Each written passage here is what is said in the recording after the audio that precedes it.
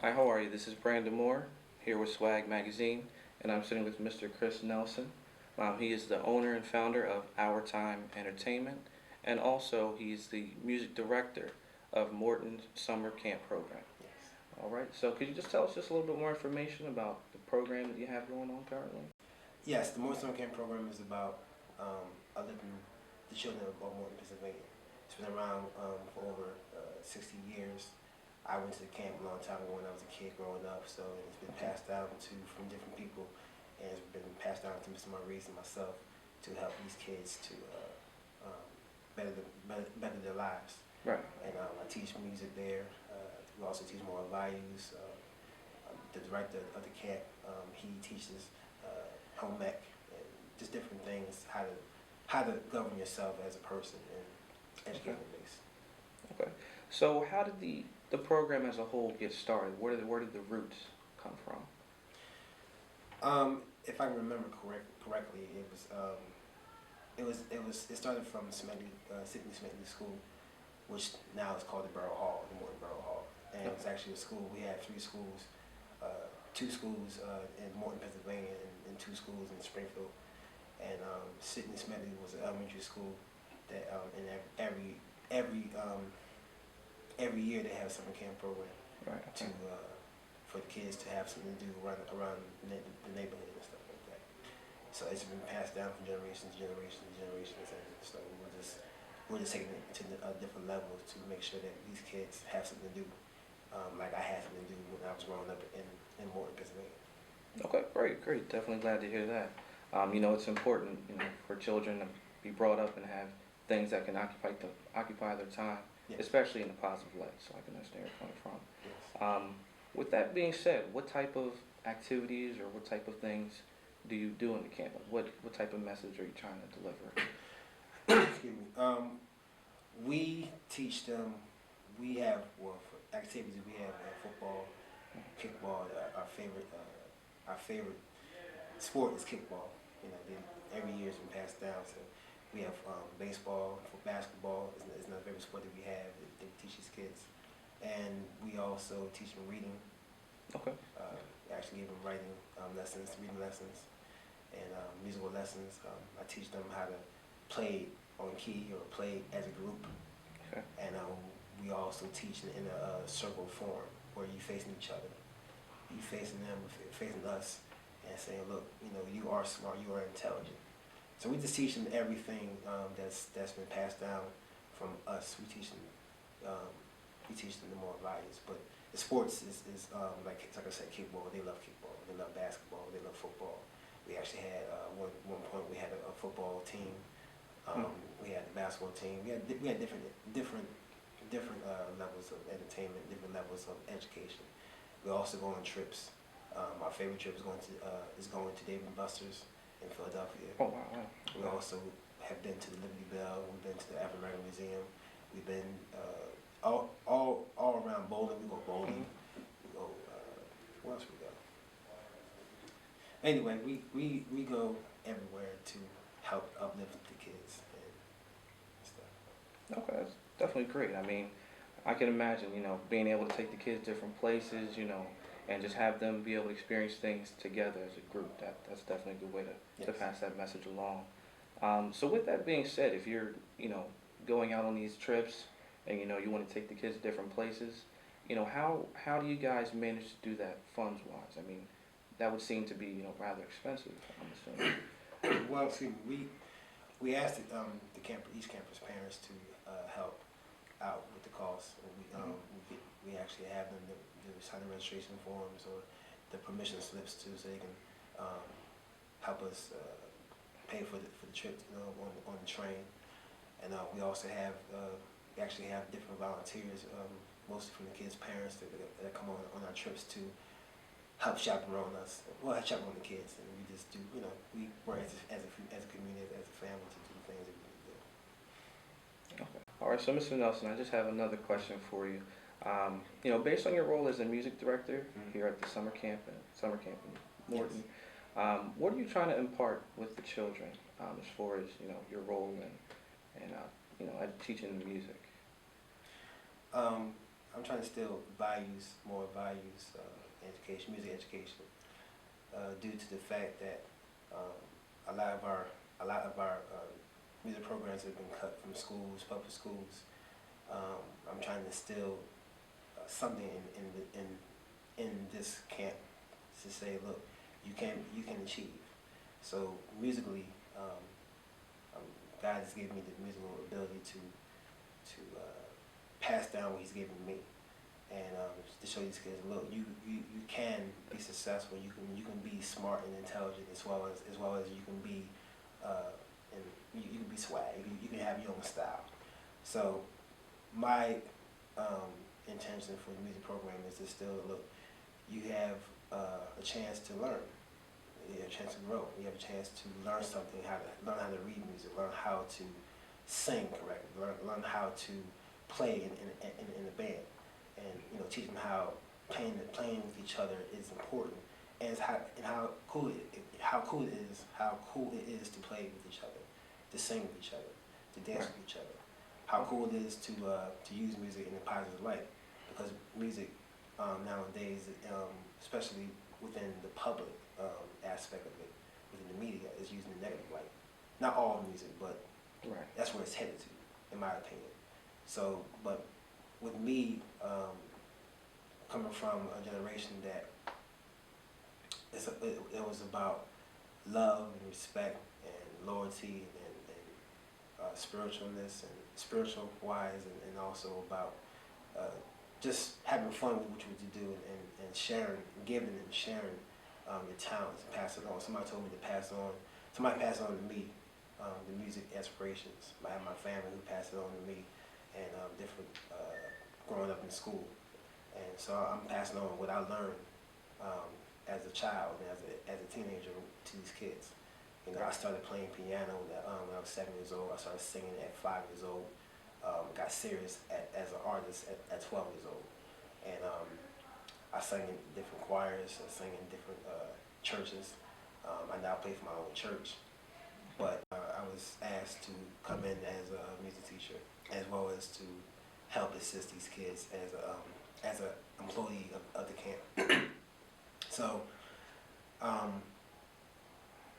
it was a way. I was also in school at the time. I was at Temple University and learned different ways of leading and following people the right way and leading my own generation. So this gave me an avenue to teach what I know, and just pass on, like I said before, what was passed on to me. So when I was hired as a contractor, as a music teacher, and hired as an employee. At that time, before my director took over, I was working under another entity. It was called the Morton Education Children Alliance, called MECA, and we was the same program. Had educational base. We had artists that came in to teach art. We had somebody that came in to teach dance, and had me come in and teach them music, and other initiatives like home ec and teaching these kids how to build stuff out of wood. We built go-karts, we built trucks, stuff like that. And so at the time in '06, I was going to school at Temple University, and I was just experiencing different things in school. And so we also had a book club too as well at the same time. So I was hired, and I was it was a great opportunity, and I just went on from there. Teaching these kids music, teaching them how to sing, how to do the things that is necessary to be successful, and just giving them an avenue, that an outlet. Because for me, music is an outlet for me. I write songs, produce beats, sing, I dance, I play piano. I also direct choirs. I play for my church. I direct these kids, and I get asked to do. I get asked to do many things to help people out. And my purpose in life is to help people, as well as to make sure give back to my community, as well as to be successful in whatever He desires for me to do. So these kids are like my life, and they showed me, you know, 'cause as I'm teaching them, they're teaching me how to do things, Right. how to be a better teacher. You know what I'm saying? And over the years, it's like what you said earlier. It's about the balance. You know what I'm saying? You know, we all learn from each other. You know, it's about learning from these kids. These kids taught me a lot of things, how to be a better teacher, and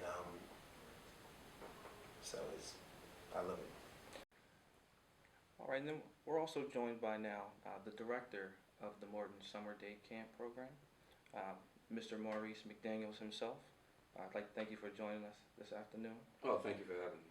All right, and how are you doing today? I'm doing well. I'm doing well. I appreciate you having me. I appreciate what you're doing for our program. Just trying to get the word out about what we're doing here in Morton is a wonderful thing. It's a difficult thing, but it's a wonderful thing. Just being a voice, that's basically what we're about. So just working with Chris, I started out as a volunteer in the Morton program maybe 10 years ago. I moved out here to Morton maybe 12 years ago. So I started out as a volunteer. My daughter was a camper, and just as a volunteer, I was a concerned parent. And it grew from being a concerned parent into someone who started to actually work in the program. I worked the program for a few years, and then finally the director who was there, she had to step down. And when she stepped down, the borough council came to me, and they basically asked me if I would take over the position of director. At first, I didn't want to, because I had so many different things going on in my life. But I had to make the decision that, yeah, this is something that I need to do because this is my community. This is where I live, and they're asking me to step up and be a leader. Right. So I said, okay, I'll do it. And it's been really well. It's worked out really well since. You know, I tell everybody, hey, I just work here. You know, I don't take the approach of, I'm the boss, I'm the director, I'm the this, no, I just work here. I just try to come in, make sure we provide a safe, secure environment for the student athletes, for the children that participate. We try to make sure that they get food. We try to make sure that they get an opportunity to have just grow socially with social awareness, develop their social skills. Chris is the director of the music program, so he works with them tremendously with the music program. He brings in all types of activities for them musically. We also have other volunteers like my wife, Fran McDaniel. She's a manager of the Beneficial Bank. She comes in and she does financial programs with the kids where she brings the kids, she'll bring in, you know, just different types of informations about savings accounts, checkings accounts, just teach the kids how to become early learners, you know, early financial educators. Because just to piggyback on that financial piece, you know, it takes the funding. It takes funding to run the type of program that we have. Yes. And that is something that not just has affected our program, but that's affected the entire country. So we can't sit and bellyache and complain about losing funding. You know, everyone in the entire country lost funding. Chris and I had a dark moment where 2 years ago, was it 2 years ago? Last year. It wasn't last year, it was 2 years ago. Right. 2 years ago, I had gotten a email from the school district here in Springfield, who was one of our major funding sources, an email. And basically they told me that everyone took a hit. So as well, we had to take a hit, you know, with our summer camp. And they asked me to release somebody. They asked me to fire someone. And I basically told them no, I wouldn't. And I just stood my ground on that, and we worked it out. We worked it out with hours. We worked it out through just volunteer participation, and we were able to keep, you know, our full staff. Yeah, that's beautiful. The following year, we lost all of our funding. So you were commenting about last year. What I was saying is they gave us a precursor 2 years ago where they let us know, hey, we're decreasing your funding. Last year, we completely lost all of our funding from the Springfield School District. So the only funding that remained was what we received from parents, donators, and actually Chris and myself, and just some of the Morton Council members. So we took care of ourselves, and it worked out well. And that's where we're at now. We want to keep rolling in that same format, Right. because we can do it. And that's what we want to try to teach the community now. We don't have to depend on Springfield School District. We don't have to depend on the federal government. We don't have to depend on the state government. We can take care of ourselves and our own kids. We just have to pull together, pull our resources, and we can make it happen. Absolutely. I mean, with such a positive message that you're delivering to this community and the children, I mean, from the early learning to the activities to the music, I mean, it's a shame to hear that, you know, that happened. I mean, but with that being said, currently, as far as the funding goes, could you just reiterate on that for me just a little bit more? Well, what we're doing right now is we are going on a fundraising campaign. Okay. So we have gone through so many different avenues. We're exploring so many different venues and avenues in order to just become a fundraising, I guess you would say a cash cow. I wouldn't want to say that, but this is what we have to develop, something that's residual, because we can't bank on grants anymore. We can't bank on the major corporations any longer, where we did receive funding from some larger corporations, which they cut the funding as well. Mm-hmm. So we have to basically try to develop just a new, I guess you would say, 21st century approach toward fundraising for community and nonprofit organizations and groups, especially where we have children who